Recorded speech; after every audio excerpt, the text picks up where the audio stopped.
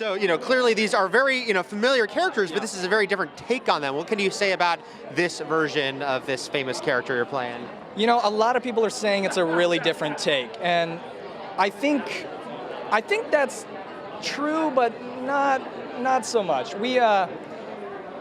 First off, Jughead and Archie and the Archie comics have had so many universes and so many iterations that we're actually just including ourselves in a universe of mystery, in a universe that's a little darker and grittier, that's already apparent within the digest, that's already apparent within the comics. I mean, we are definitely trying to take this to a more modern route, but it's not something that hasn't been done in the new iteration of Archie by Mark Waid and Fiona Staples. It's not something that hasn't been touched by Zdarsky and Jughead.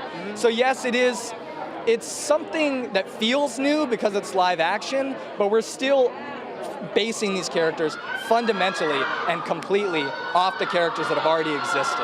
And so, as someone who was a comic book fan, I used to work at Meltdown over in Hollywood. Oh, wow. As someone who's a comic book fan, I get really incendiary when people mess with my characters and mess with the series that I love the most.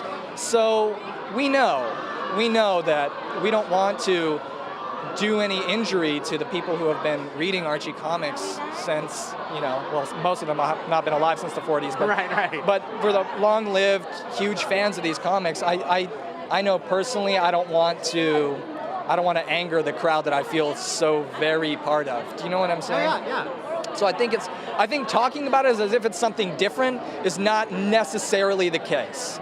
Because it is something new, it's live action, it's something that's brand new, and the Archie characters are going to be taking new life, but it's still fundamentally based on the characters that have existed in the comic form. How sort of weird and offbeat are the things going on around them, though? Since obviously we know that there is a sort of mystery death, and so how sort of strange do things get around them? In terms of strangeness, there was Archie's Mysteries. Yes. And it's kind of like that, but it takes itself much more seriously. We're pulling on some pretty heavy film noir elements. Jughead himself is the narrator and very much the detective character of this Archie universe.